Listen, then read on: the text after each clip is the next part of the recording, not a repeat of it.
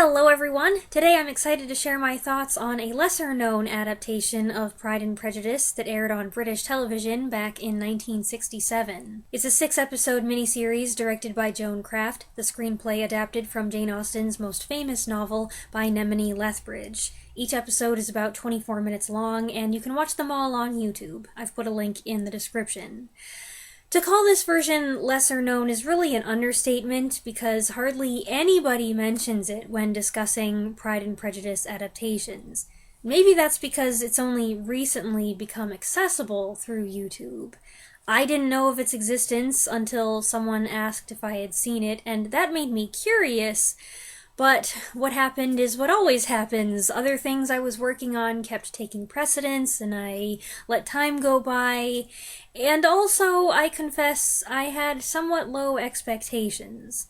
However, I did watch it last weekend, and it's really good! It took me a bit to warm up to it. In part 1, there's no sound for the first 18 seconds, and then the first scene is a passive-aggressive chat between Mrs. Bennet and Lady Lucas regarding their new neighbor and his substantial fortune. That's a slight variation on the famous way the book begins, and that, plus the lady's silly way of talking and the fuzzy 360p picture quality, may put some viewers off. We also have an early scene of Charlotte Lucas being fitted for a gown, with her mother pushing for a lower neckline, followed by a scene introducing Bingley and his sister, who complains about their move to Hertfordshire. Neither of these scenes is in the book, and it's very interesting that they introduce all these characters independently, rather than as Elizabeth Bennet meets them in the narrative. Actually, for the first 10 minutes or so, we don't hear much from Elizabeth at all. But I don't mention these departures from the text as a criticism. As a book purist myself, I was surprised, but I came to appreciate that while Nemini Lethbridge's screenplay takes artistic license, it never offends, and several of the added scenes are conversations we know happened, Austen just didn't show them. Thankfully, there are no questionable or downright weird additions or alterations, and as for cuts, I guess the biggest one is that the Bennet sisters have been reduced from 5 to 4. Poor Mary, ever the odd one out, has been omitted completely. But other than that, I find the adaptation very accurate and enjoyable to watch.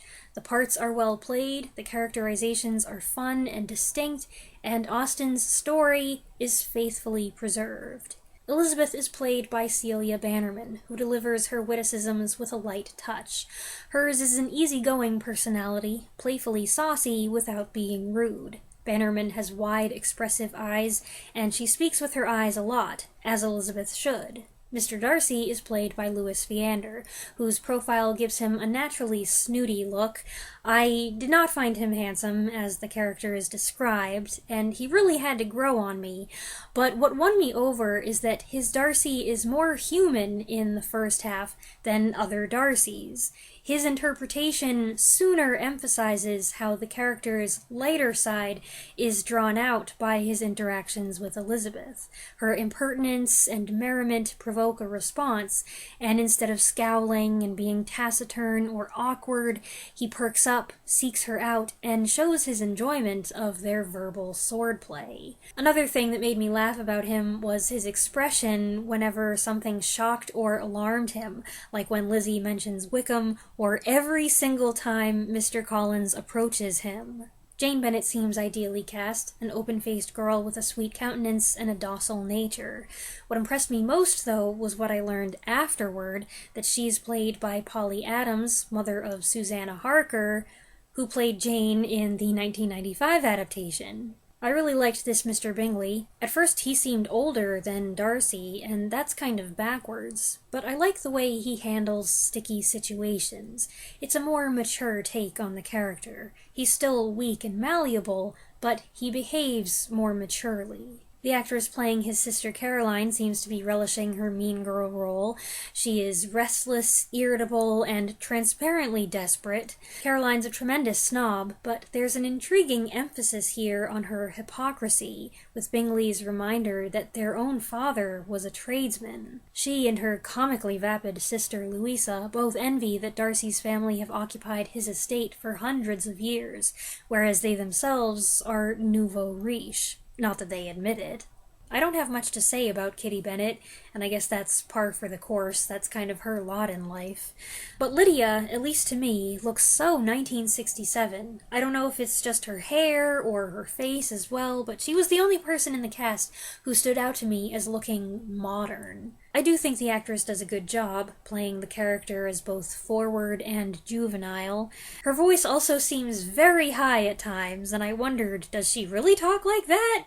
But it settled down by part 4. Speaking of voices, Mrs. Bennet, played by Vivian Pickles, has the most exaggerated speech patterns, and it's very funny to listen to her. Her voice peaks and spikes all over the place, and I became distracted by how much she sounded like Mrs. Fairfax from the original Broadway cast of the Jane Eyre musical. I checked, though, it's not the same woman. This Mrs. Bennet is quite ridiculous, and the polite enmity between her and Lady Lucas that's introduced in the beginning turns out to be a running gag. Mr. Bennet is played by Michael Gough, who was the only member of the cast I could name on sight, and I liked his portrayal well enough. Mr. Collins is another great comical character, and the actor playing him embraces his buffoonery, but while he's goofy and foolish, he's not physically repellent the way some Collinses can be. His patroness, Lady Catherine de Bourgh, is great. She's languid and patrician, and she's got another fascinating voice. Charlotte Lucas doesn't make as strong an impression as she does in other versions, perhaps because her one-on-ones with Elizabeth aren't lengthy, but it is interesting how she's often shown wearing kind of gaudy outfits or necklaces with huge stones that don't suit her personality. And by the way, her younger sister also seems to have met the chopping block, like Mary Bennet, but there is a son who ushers Lizzie into dinner. As for Wickham, he is smarmy right out of the gate. Now, maybe that's not fair because I already know what he is, but even Elizabeth seems to be aware from the start that he's laying the gallantry on with a trowel. Also, the actor seemed a little old for the part, and I found him neither handsome nor winsome. Now I'm going to share some observations I made about the rest of the episodes, and I'm doing it this way because I can't decide how else to organize the rest of this review. It was in part 2 that I started to notice how many similarities there were between this and the 1995 adaptation of Pride and Prejudice. That is also a 6-part miniseries, although the episodes are twice as long. It's also been my favorite version since childhood. There are several scenes where this occurred to me, but the first is the one with Elizabeth walking to Netherfield, climbing over a turnstile, fighting through brush, and muddying her petticoat. It's strongly reminiscent of 1995 to me. Maybe it's the piano music, maybe it's the turnstile. I love that for tea at Netherfield they have Darcy and Mrs. Bennet seated beside each other, a disquieting experience for him. But later, when he perceives why Caroline wants to parade around the room, we see signs of his good humor. His delivery is more playful, even as it sucks the wind out of her sails, and I enjoyed his exchange with Elizabeth about their flaws and his criticism of her tendency to laugh and joke about everything. And then, as Caroline's playing the piano, he asks Elizabeth if she would like to dance. It's been a while since I last read the book, but I'm pretty sure that that's in there, even though most adaptations do not include it. The sassy way she refuses him only kindles the flame, and things are so palpably flirtatious that Caroline at the piano gets fed up. And then they include the scene where Caroline and Darcy are walking outside and she teases him about marrying into the Bennet family. He takes all of this in stride, and his response leaves her confused and frustrated. And then Louisa and Elizabeth emerge from a different path. Louisa joins them, but there isn't room for all 4 to walk, so Elizabeth flounces off on her own. Not an especially important scene, and therefore I understand why pretty much every other version cuts it, but it is one that has always stood out to me in the book, and I was very happy to see it. One other thing, just before spotting Wickham behind her, Darcy tells Elizabeth, "I am delighted to see you." Colin Firth and Matthew Macfadyen's Darcys would never be so enthusiastic. Part 3 opens with a scene introducing Mr. Collins and Lady Catherine as she tells him to find a wife, and what kind of wife. Again, this is something the book covers in a letter. Mr. Collins is a hoot, the way he goes up to each Bennet sister and grins in her face, like, "You might be my bride, or you, or you!" The Netherfield ball is a juicy sequence, not quite as mortifying as in some others, mainly because Mary Bennet isn't there, so there's no thing where she sings, no let the other young ladies have time to exhibit. But we do have plenty of other things, other embarrassing things happen. Wickham actually shows up, but Darcy confronts him and demands he leave, which he does with a snarky parting comment about the society being too tedious anyway. I laughed at Elizabeth's shocked look when she realizes she's just agreed to dance with Darcy. It's a minuet, which is a more intimate dance, conducive to uninterrupted conversation. And even though it's not intentional, she comes across as pretty flirtatious, and it's no wonder Darcy misunderstands how she feels about him and believes that his proposal will be agreeable. I doubt that he's ever had any woman have any interest in talking to him the way that she does. Also, bonus points for the part where he smiles and tries to change the subject by saying, "What think you of books?" I also was tickled by the clever triangular staging of Charlotte, Elizabeth, and Collins, then Elizabeth, Mrs. Bennet, and Darcy, and then Elizabeth, Collins, and Mrs. Bennet. In Part 4, there's an implication that Charlotte Lucas sees her opportunity and runs after Collins to set a sudden plan in motion. Adaptations don't typically portray it as quite such a calculated maneuver. It probably was. I think her wheels were turning when she found out what happened. But the way she seems to pounce on it here is, well, it makes me feel kind of bad. And then it's crazy that the Bennets find out about Charlotte's engagement when the Lucases and Mr. Collins come to call on them, and they have it all out right there. It's so brazen.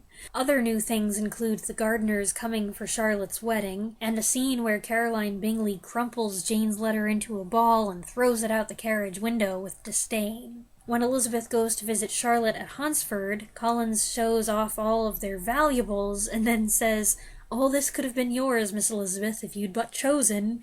Dude, your wife is right there! Here we officially meet Lady Catherine, who sits in her chair and makes her decrees in much the same way as is done in 1995. The mannerisms, the line readings are all very similar. You could put the two Lady Catherines side by side, and they would match up surprisingly well.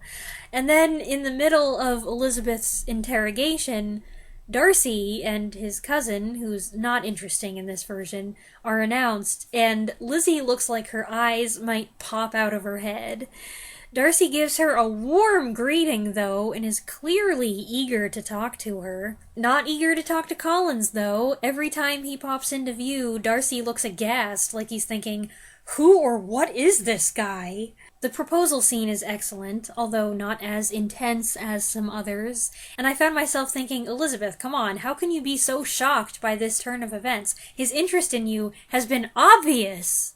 Part 5 opens with a follow-up to the proposal, where instead of handing her a letter and then skedaddling out of there, Darcy explains himself in person, which I think is one of the more wild alterations here. This may be why she doesn't react to his Wickham revelation the way she usually does. In the book, she reads the letter over and over, and as she processes and marinates, her response changes. Here, she doesn't have time for that.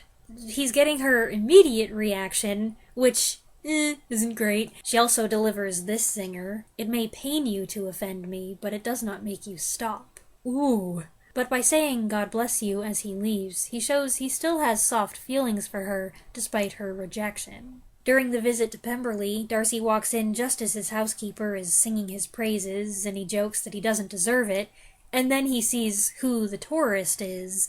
It's actually a cute moment, rather than an awkward one. And then during the little reception they have, Elizabeth's comments lead Bingley to realize that Caroline didn't tell him when Jane was in London, and he confronts her right then and there.